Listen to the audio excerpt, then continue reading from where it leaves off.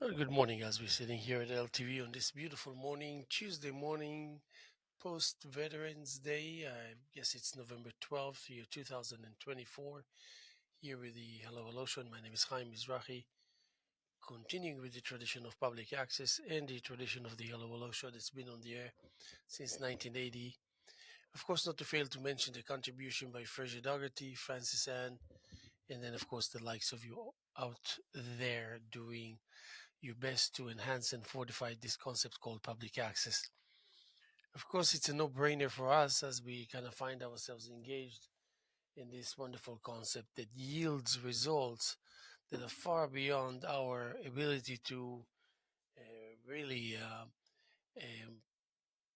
make absolute sense, technically speaking, on that behalf, so we can grow and thrive, and on the behalf of that, also come together and unite and all this, especially now in the spirits of post elections. Such a relief, you know. I'm so apolitical in the last 4, 5, 6 years. It's a feeling of liberation, but in the same token, one needs and wants to be involved as one is concerned about whatever it is that one is concerned about. You know, after all, it is your neighborhood, your town, your city, your state, your country, your people, and there's so much to be wary of today.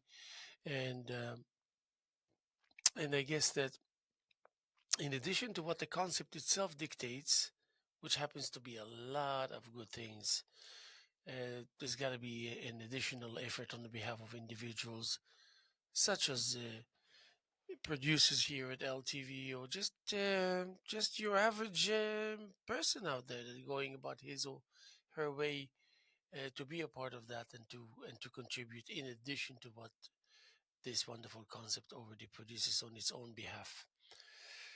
Of course, if you know me out there, you know that my I'm going to just put my cap here like this and something like this. Not that you can see my eyes even without the hat, but once I was so concerned about every little tiny detail, how I look and what's what. But if you know me out there, you know that I always draw from the boiling center of being engaged in a reality that is artistic by nature, and creating art is important to the extent that we really rely on it and make it or break it, the kind of type of situation. So even though I'm completely compatible with what this concept means to me and in my life and my life's journey, I still need um, uh, to keep company of the kind of people that will participate, coming themselves from a similar kind of source of energy and source of commitment. Um, and of course, most of the things that when I think about it, most of the things that are associated with that which I find important and engaged and take part in, mostly is it's a no-brainer. You don't need anyone next to you, near you, to tell you or to whisper to you what the meaning of it is and of its importance, or any of such. Is 99% of the things, at least of a lot of people that I know personally, and myself included, are engaged in things that we don't really need more than just ourselves engaged in a concept, and we don't need more than just ourselves to enhance what resides behind that concept, and that actually reality kind of kicks back and contributes as if it understands the need of the individual involved in this process. And that's how I feel really every time I approach to join. I approach to volunteer. I approach to contribute. I approach to donate. I approach to just show goodwill. There's a lot of people in this community that I know personally that they know beyond any shadow of a doubt that they can always call me even if they need help. Now, when I say help, I don't mean help in the pure sense of the word help. It's just, a conversation, a reflection over a certain idea, an advice when it comes to painting. I mean, you know, if you know me as a painter, you know that there's certain things about me that don't change, and that's like full body of work, every display, every exhibition, full body of work, more than what one is accustomed to, a level of seriousness, um, consistency. So, and so much more that I think, without being too narcissistic or narcissistic at all, that I will find myself speaking of myself and of what I do and what it all means and what is it all about. I and I know that there are certain things that are perceived by others out there that are related and based on the fact that people come to see your exhibitions, people form an opinion, people form a feeling, people uh, eh, position your value, your worth, your contribution uh, on a clear pedestal where they can always relate to instantly. So when they see you, all this information kicks in, and they realize who's the person that's standing in front of him. There are many people here in this community, at least that I know personally, that are just wonderful people. Strong, clear, devoted, established, generous,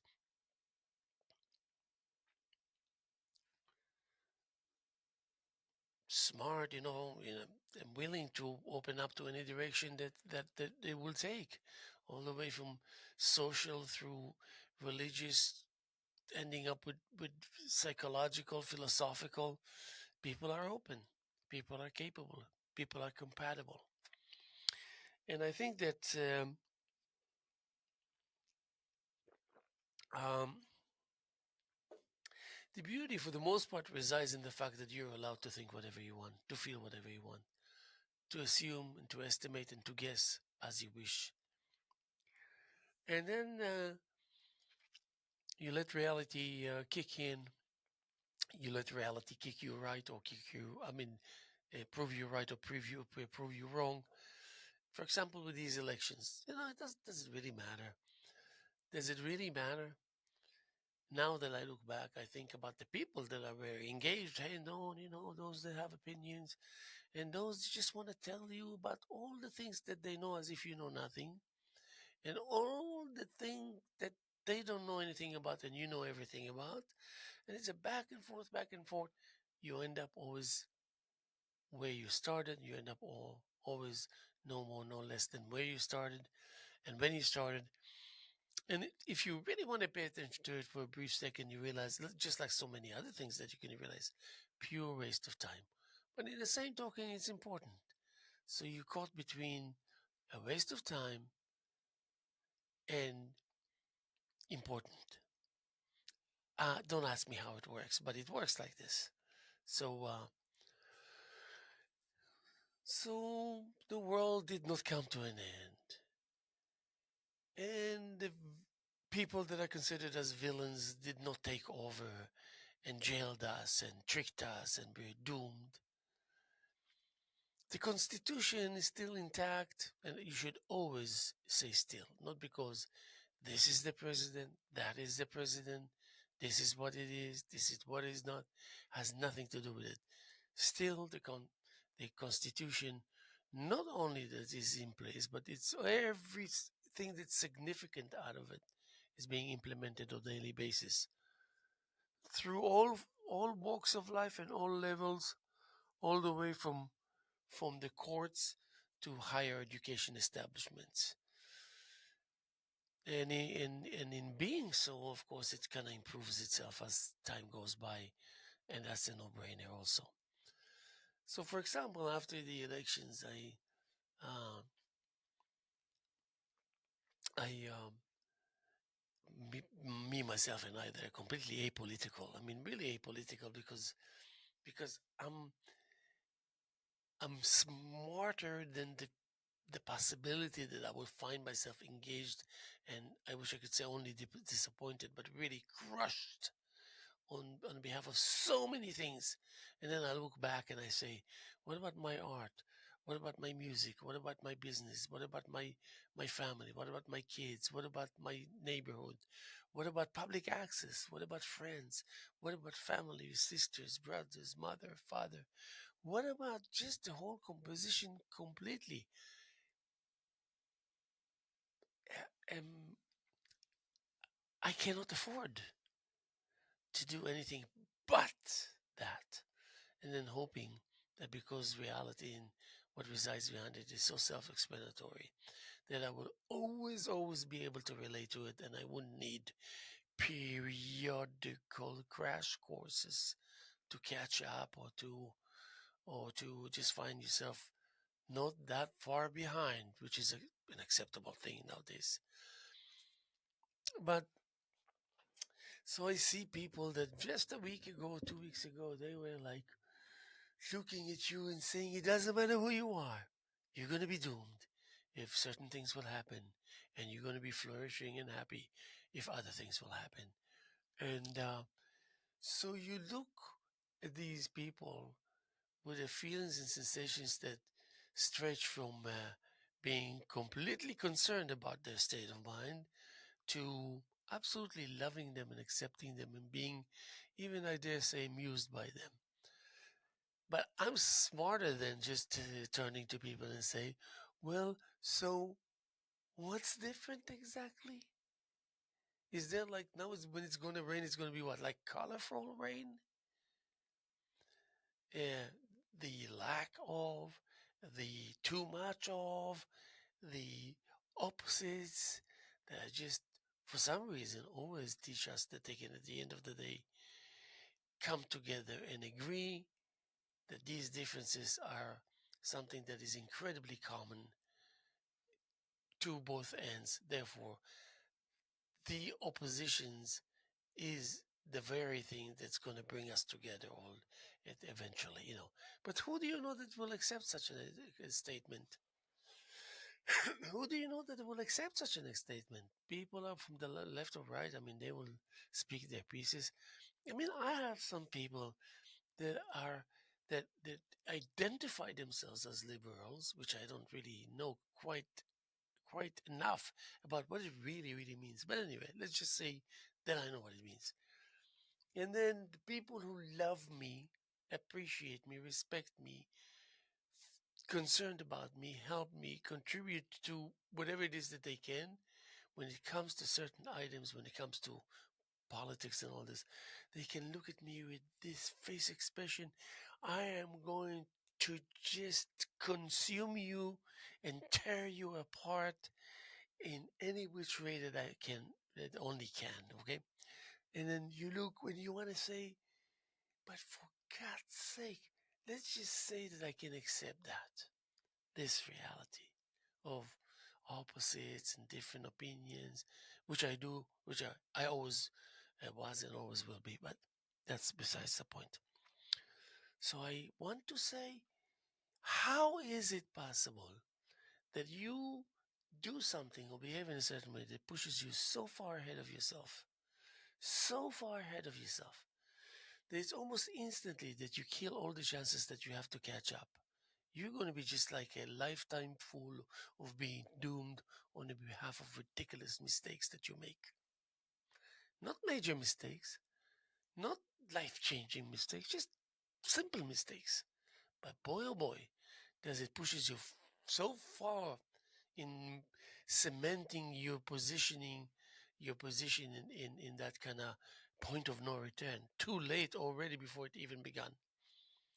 But I'm smart enough then to face someone, even though someone that I care and know and love, and and reply this way and place my opinion as if other people deserve my opinion. I don't just think that we deserve each other's opinions and take the liberty to just like place those opinions like I own you time, I own you space, and I can do say whatever uh, my heart desires and as I please. I'm not attacking you. I'm not using profanity. I'm not really belittling you. I'm not accusing you, at least not directly. I'm not in your face, so therefore everything's wrong. But in the meantime, you keep all these other openings to make people feel bad about themselves. But luckily, most of those who were kind of tricked to feel bad about themselves, they recapture and recuperate and come back quickly, so quickly, so quickly. They're good. Lucky for us, good for us. And that's in the end of the day comes together with the fact that Mother Nature does its role, plays its role, contributes. Small group of people that happen to be solid and powerful. And of course, we would have wished to have a participation by every individual out there around the world. But we're very realistic. So we accept this small group in addition to Mother Nature, in addition to Constitution, eh, and it becomes something that is sustainable and something that can really take care of itself. And in the same token, also think about what is it that's outside there can use our help and use our goodwill. Um, a smile, a hug, just help, food, keeping company, all of the above.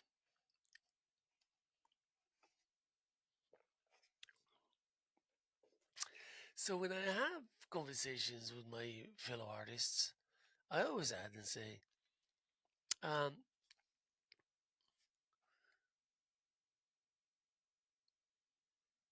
why I think that they should find it important to verbalize what it is that you think about how you adamantly spending time in the studio as an artist makes a difference, big time difference, and also just simply saying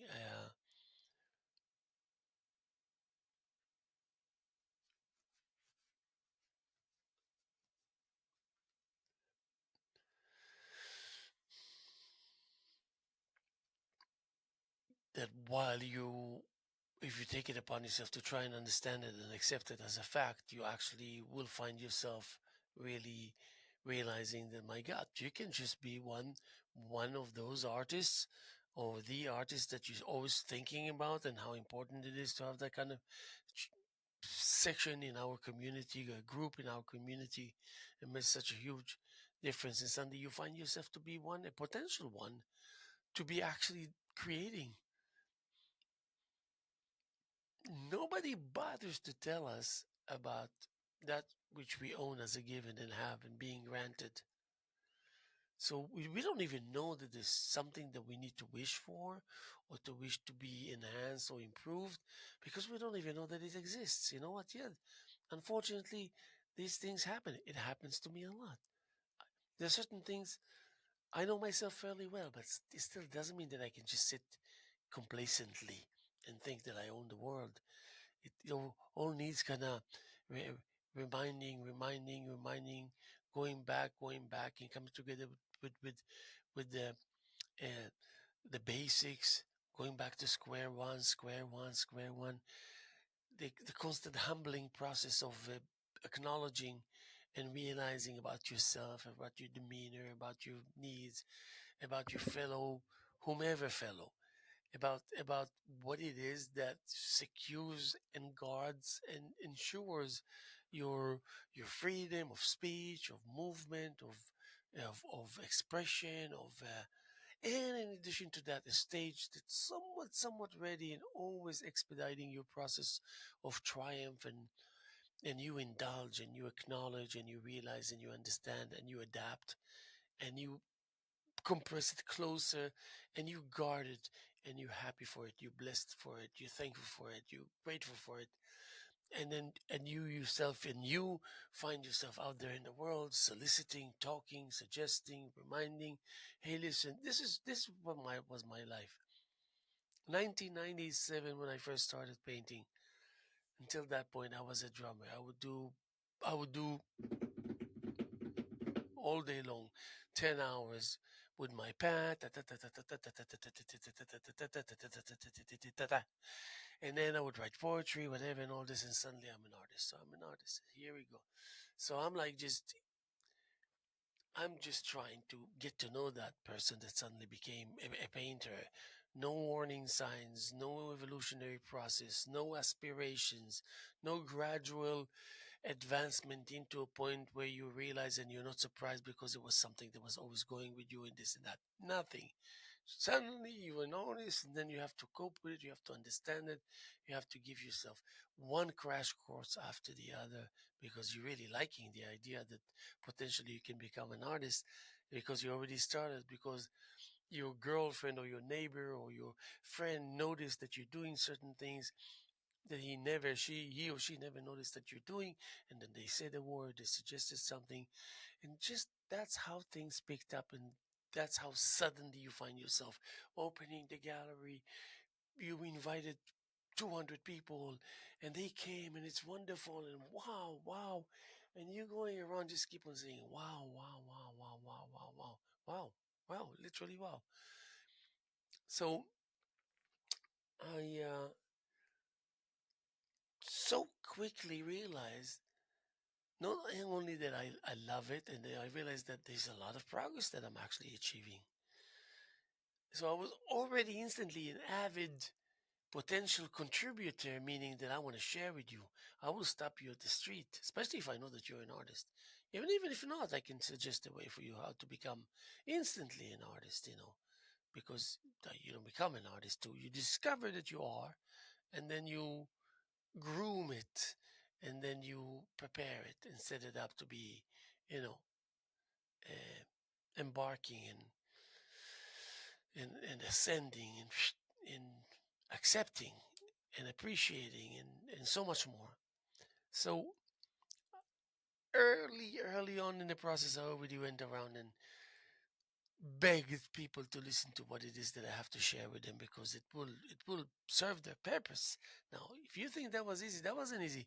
I was so naive, and thankfully, thank God I was naive. Otherwise, I wouldn't do half of what I did. Not in terms of creating, in terms of trying to tell people the story and tell them how much I think they can benefit from it, because I knew that it wasn't easy to find yourself benefiting from. And even if you did, you didn't have the tools and all this.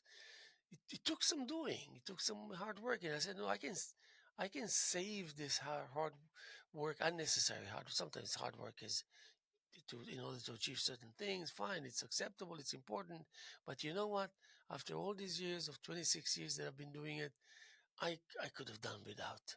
I don't think that the hard work, especially when there's just certain amount of work that I know by now that is imperative. You have to put the time, you have to complete the cycle, um, and um, um, and then and, and then you you literally this logically evidently have so much more free time. Forget about so much more free time, and it's just the math. It's the simple math. Okay, now this is not in my life, was put aside. I put it aside, whatever it is, that spells that I get 60 to 70% extra time than what I already know because I have to deal with so many things that have nothing to do with art in the midst of the boiling pot that's called art and that immediate art. In it and within it. Uh, so that spells free time. That's space time that you have additional time because you don't have to mess around with other things. And quickly enough, you realize and you understood the importance of implementing and applying this extra time directly into pure doing, pure painting, pure engagement, pure hands-on. Now I can tell you that about painting, but this is life. You can take that to your life, whomever you are and whomever you're not. You take it to your life. It's just, becomes a viciously effective tool. And I use the word viciously because the tool itself has a mind of its own and it wants to work with you and it wants to pull you and it wants to align you. It wants to contribute. It wants to help. It wants to do well, make good. So I would find myself out there, and it's like any chance I could get, any chance I could get, I would immediately try to sell that concept uh, as if my life depended on it. It's not like I had something to sell and I needed to sell in order to survive and to earn a living or anything. No, no, this is just stuff that I was fortunate enough to discover, so to speak, abruptly almost. And I immediately I knew that it would be a good idea for two reasons. One is for two reasons. Yeah, one is that I can do without a lot of the deposits of, because remember, new information and discoveries and breakthrough, it's a burden. It's an extra weight. It doesn't come weightless, and it doesn't just come packed and ship ready. Ready to go. This all paid for. This doesn't exist. That burden of knowing, burden of breaking through, the implications. What does it mean on the surface? How much? All the time, however I slice it, I always arrive to the point that what really is the difference is that now you need to work more, harder, more of the same, and harder. Now, this is we're talking about good things here. Now, don't forget. Just imagine that you need to work harder because the opposite is exactly taking place. Some kind of emptiness and complacency and just kind of sitting around hoping and being a great artist in the same token, but you don't get anywhere because at the end of the day you put so much, you spend all day in the studio, but you put so little into the equation of art becoming. And uh, and that taught me a lesson also, because people could not understand the immediacy and the level of honesty. Because, first of all, I wasn't an established artist. If I approach drummers and talk to them, if I would have approached drummers then, or poets, and suggest certain things, people would be much easier, because people can associate me as being a drummer because they heard me play and they know I can play well and whatever. And then poetry, they know I write poetry, I'm a poet, I did the readings here, Canyos, whatever, Guildhall, Ashwa Hall, whatever. They have that. But painting, no point of reference. And it's just like, really, they contemplate whether to give you the time, whether to say, okay, not, speak your piece. We can't wait. But I did that. I did that long enough to tell you that many people, even till today, like this, you're talking about 25 years later, they come to me and they say, I listened to you.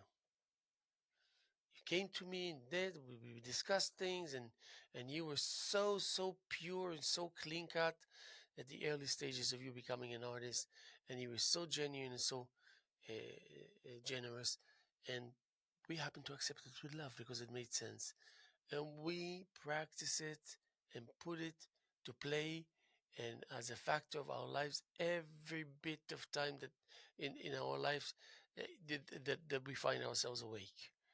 And today I can tell you, I wish I could have had someone then that can tell me, that can remind me, that can convince me even without the need to convince me, because I am convinced why it's important. And it will go on forever, even if it's only going to be, um, upgrading.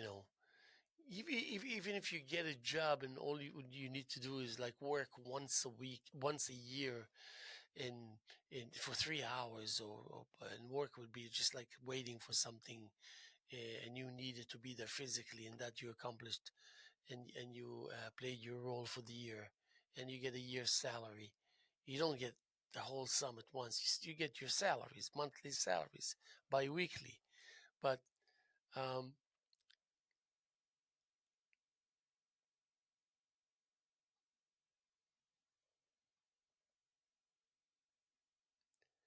nothing like your fellow artist approaching you and sharing with you and showing a desire to exchange. sharing desire and willingness to not only show you but to let you use it. Here, this is what I'm talking about, and if you need it for a couple of days, take it with you. It's okay. I mean, I know everything by heart there. I don't really need it, even though I need it back. But take, indulge, learn, implement. Um,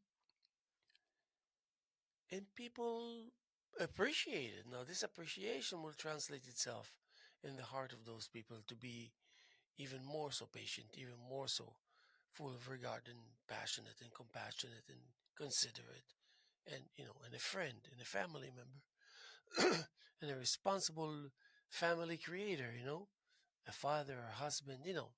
All of the above. Um, how can our system, society not benefit from it being the way I just described it?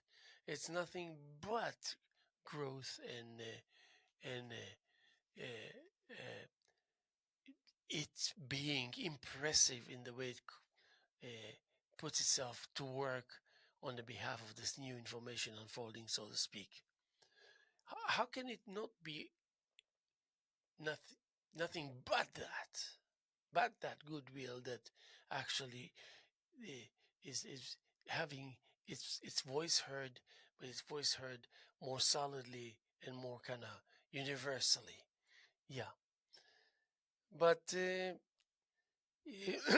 beauty of it that you one would think that if you pursue and pursue and pursue and break through and discover, you might end up just thinking too much of yourself, that you're just like God's giving gift to humanity, and all that which is narcissistic by nature will knock on your door and sometimes just bypass your permission and show itself in, and it, you will go through things, you will go through challenges. But then again, remember, the greatest artist of all times throughout the millennium always had to kind of wake up in the morning, check their mental condition and physical capability, and find themselves going to their studios, even though most of them will already wake up in their studios because as they were sleeping in their studios. They will have to perform the same kind of technical tasks that you would, even if you never painted and never thought you will. And if you decide one day to just buy brushes and some things and have some table somewhere in the corner and all this is it. You established your preparations. You don't need to do more than that. You can now speak as if you were doing it all your life because you earned it. How did you earn it? By the fact that you say, this is a pleasant probability that I happen to have the control whether it's going to happen or not. Or I should say, maybe if maybe it's going to happen or it's going to happen, because it's going to happen. Either it's going to happen or it's going to happen because it's going to happen. Love it. So the the implications, not only that they're not only enlightening, they are growing as we speak. That concept feels good about itself. It's a strange thing what I'm going to say now. I find it. I found out actually that that process is alive, and the way I deal with these things, that I don't pay attention. That means I pretend like I didn't see it, even if the other side will notice that I noticed and that I know. Doesn't matter. I don't care. I pretend like it's not there. I haven't seen it. Why? Because I cannot afford to spend that much time now discussing it. And also I don't want to face someone and say there's no room for discussion for me. I mean, not that I want to agree or disagree. I don't know what I am, but I can tell you I can do without this discussion, because for me it spells just robbing myself of energy. And robbing myself of energy meaning robbing myself of potential artwork that will never come to life. Or maybe some of it will come to life and it will show the effort and the displeasement. I don't know if it's a word even. Uh, uh, just robbing you off of your pleasantness, and the struggle. And struggle is good. All these things that I will describe to you is good for painting, but that's even when you're really established as a painter, technically speaking. Again, what 90% of the communities of the artistic uh, entities in the world and all this are not accomplished. They don't have like dozens and dozens of solo exhibitions and collections and sales and promotions and all that.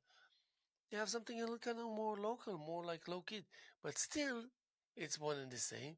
It's just that they have to um, eh, identify that indeed, also at the end of this journey, the results are there and they yield and they don't hide, and it's easy to track them and to notice them and to evaluate what wasn't there a minute ago and now is there in full presence.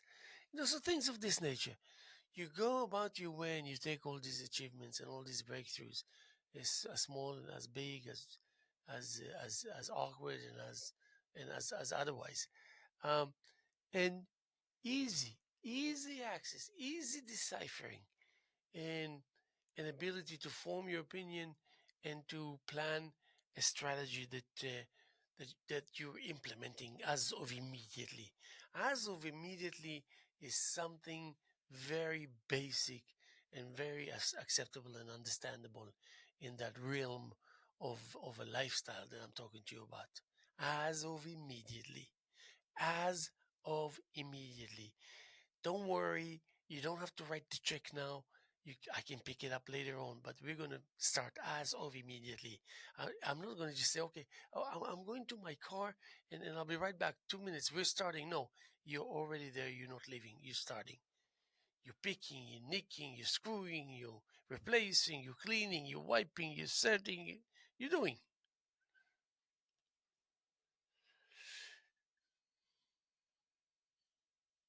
all these individuals slash villains that made it their business suddenly to to think it's a good idea to slaughter people and to kill people or whatever it is, to deprive people from their human rights and, and social rights and just the goodness that we deserve as human beings. They all came from civility, especially some of them were really well to do financially, family, education, everything, arts, and they all had extreme capability to understand what it means to be affiliation, in their understanding, direct understanding, what it's all about. They would find themselves in certain scenario where it's a concert and they would know that this orchestra and this pianist, they're top notch, they're over the top, they're second to none, and I am so privileged to be here now. And then and then they will go to a museum somewhere here there, and there will be certain paintings there by certain artists, and there will be absolutely no doubt of its worth, of its influence, of its strength, of its majestical presence, of its just com- commanding appreciation and respect, and you look up to it and you feel good about every second that you find yourself engaged with this particular body of work belonging to an artist or more than one. It's a given. There's no way around it. And to have a poetry reading that you can attend somewhere and there's a poet there that will absolutely destabilize you. He's so good, she's so good, they're going to just let you have it with all the width of what the artistic process journey is allowing you, period. So yes, I have no doubt that most of these vicious killers, if you think about the Holocaust, the Second World War, people forget that yes, they slaughtered 5, 6 million Jews, but they also slaughtered, they wiped out all the homosexual community. all the 99.9% of the gypsies were eliminated, and the mentally retarded were killed, almost all of them, in a very cruel, vicious way, and they were killing their own people. Uh, while they were incredible anti-Semitic, they were killing their own people also. But they killed eh, that many hundreds of thousands of war prisoners, Russian war prisoners.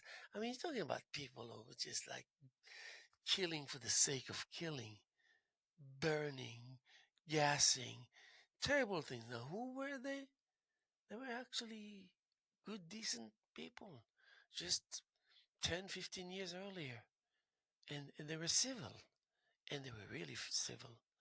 They were so civil, they would make you feel uncomfortable, making you feel like you're a loser because they were so politically correct and everything else correct, and they were clean cut, and they were well to do, and they had people to be concerned about them, to do things for them, and they were doing things for others, and they were enjoying the good life, and living through the appreciation of art in any way, shape, or form.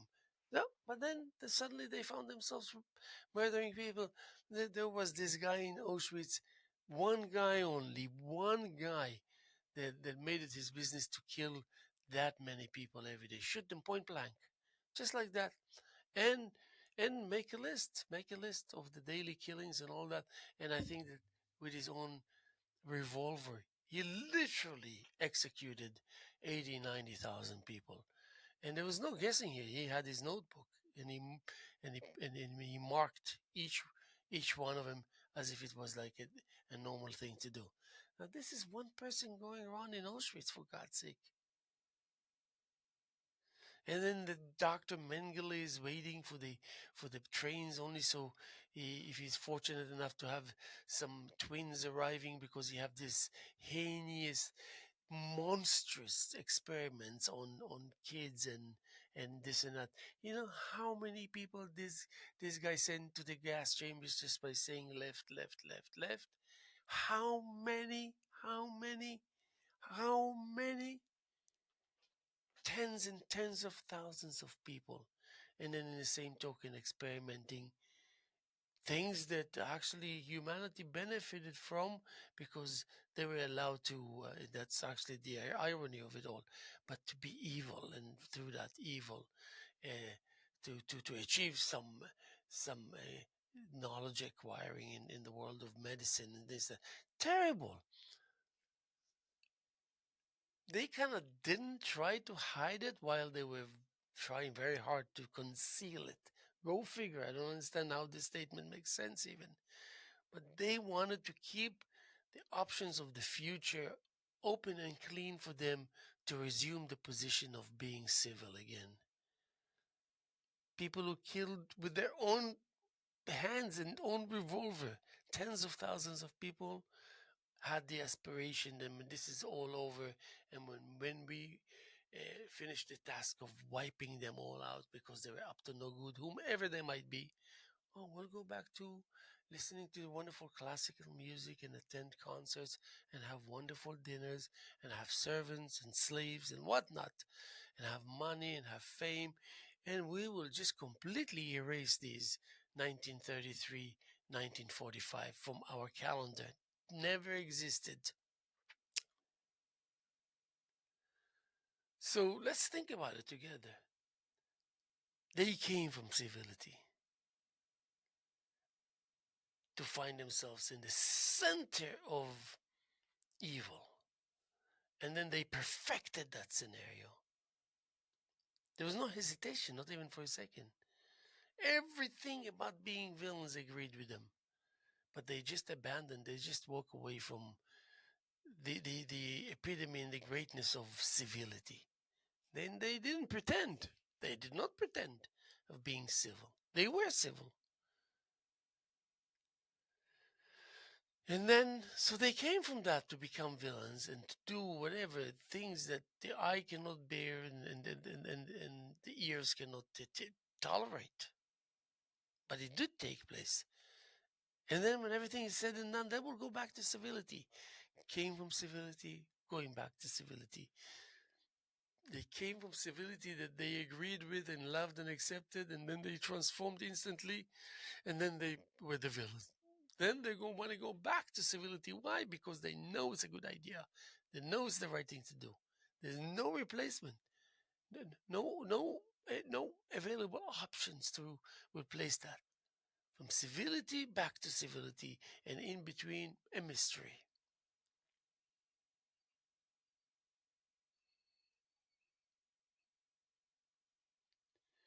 We want to believe that the idea of preserving things that are important, and there are so many, is essential to our understanding of what it means to put in place a mechanism that will help us and understand how to protect what we have. If you and I are friends and we love each other and we care about each other and we spend time with each other, as a small replica of what things that happen all over the world. But in the same token, in the shadow, there's someone that's always ready to press the button to annihilate the world. The Kabbalah said that the nuclear war that's going to come and happen in 9 minutes, 70% of the population of planet Earth will be annihilated. 70. I mean, you're talking about 4 billion people in 9 minutes. So we live in the shadow of this and in the lights of this, as we think it's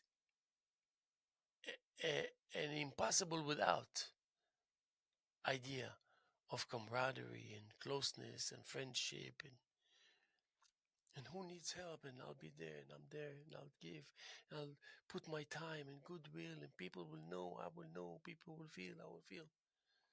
But in the background, or not even in the background, in the foreground, hovers that bleak reality. Um, and we are the same people that will make those crucial decisions to let's do away with it. And but in the same token, they say let's include it wholeheartedly because this is, and if you want to annihilate the world, let's do it because and then you explain. And you explain that goodness without having a condition that only if people will understand, then that you should feel good about yourself. No. You understanding it and you deciding to share with people, that's an extra. But the most important thing is that you understand it. You know it's good. You don't need affirmation or validation or whatever that indeed is good. You know if it's nature. That's why you actually, in the first place, finding yourself in the street trying to stop people and tell them that you have something to share with them for free. I want to give it to you. And they will solicit and they will go out of the way to make a point that they know that it's just nothing but goodness, literally, a concentration of goodness. And they know that our participation is really almost, I dare say, the reason, the condition for it not to happen because it happens anyway, but to thrive because you have goodness all over the place at any given time, but but it lingers only, you know. And on the other hand, you want to say, no, we want it fully potent, not lingering. Lingering is better than none, but we want it super present, super conviction, super acceptance of the values of the and and knowing that if you want to start a sentence, by the time you finish it, life will be already different, reality will be different. You already need to think through the your description or whatever it is that you're dealing with, the changes that took place in this minute of your description, that at the end of of that particular uh, path, there's an urgent need for adjustments because that much goodness or whatever it is that happened and took place, and therefore you just exited. A minute later, you have to prepare yourself being exposed to something that's completely new. You weren't even there when it happened, but it did happen, and you're lucky enough to have maybe 0.1501 chances that indeed it seeped into your subconscious and came to your consciousness, and then uh, you got something. It's almost like you came back from the dead, and he said, uh, "What did you see?" God spoke with me, and he actually conducted certain numbers they gave me. I'm going to give it to you, and that's the case number that you want to look up and see exactly what he was trying to tell me here. And then when they do so, they realize miracles, miracles, miracles. How is it possible? How could it be possible? How could it be true? Amazing. And the beauty is that you all along you know about it. All along you feel it. All along you have that desire ongoingly. I want to give. I want to give. All along you know that you don't want to deal with that which is cliche and adamant. Don't want things to slow you down. And all this. I don't. I don't want to. What is it that I had an encounter with my friend not too long ago, and whatever I did, we started. So I don't even know what it was. And all I wanted to say, you gotta leave now. You gotta leave now. You're taking too much away from my psyche. From my positive energy, whatever it is. You need to go now. You need to go now. And then you didn't even allow yourself for a second to realize, oh, maybe you're hurting his feelings. You're absolutely right, but maybe you're hurting his feelings. You're absolutely right, but maybe there's a better way to do it. But sometimes we react in a way where, we need to make the panic disappear. And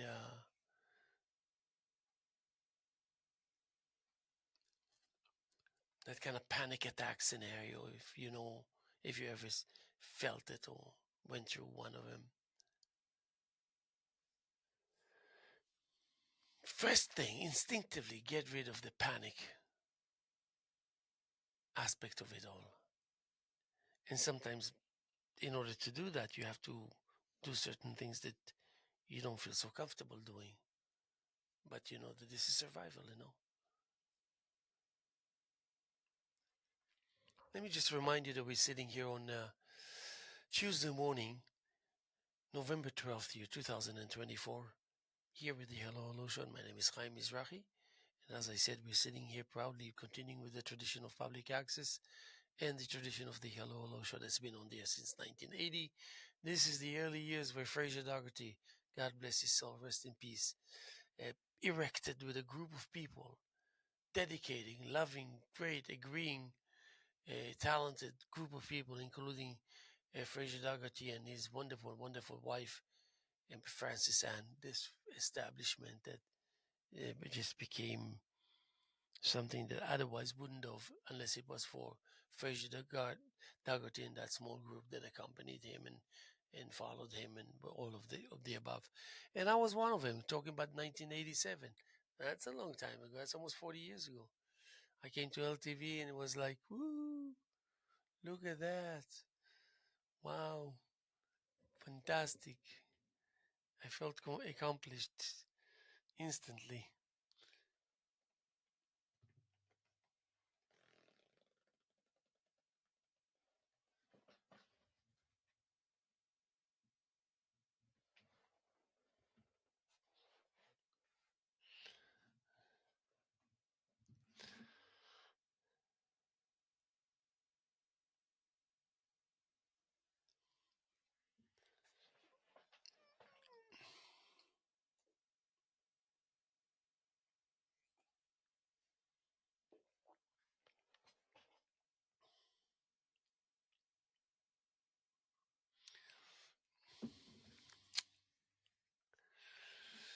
I wanted to conclude with a segment that I wrote yesterday. It's going to be, we got like 5, 6 minutes. It's going to take me like 3 minutes. I think at least it's going to take me 3 minutes. See if we can make it happen. And this is here, yeah. And, okay, so, um,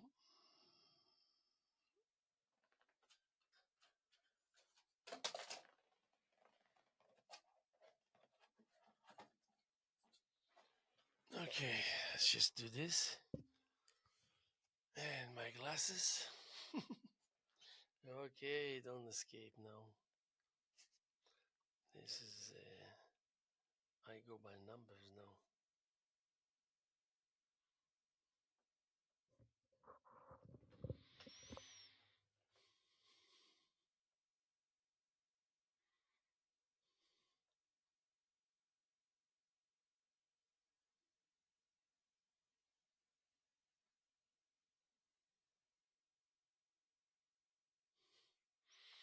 This is insane.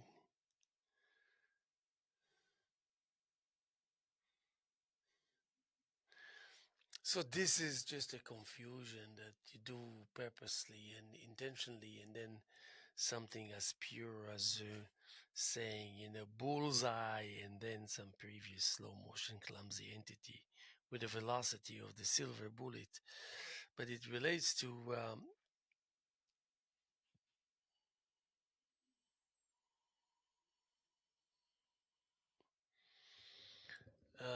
suggestions and gestures. We got like, what is it now? We got 4 minutes. We'll do 2 minutes of it. Slow, fancy, slim, grainy. It's a vacant container.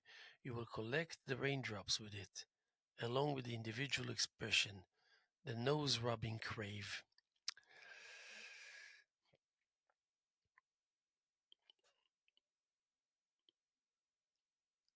It is still it still is the love of the loving, gathering resolve at the melting top, a current plea, open to change, hanging in trust, a sameness of blind love.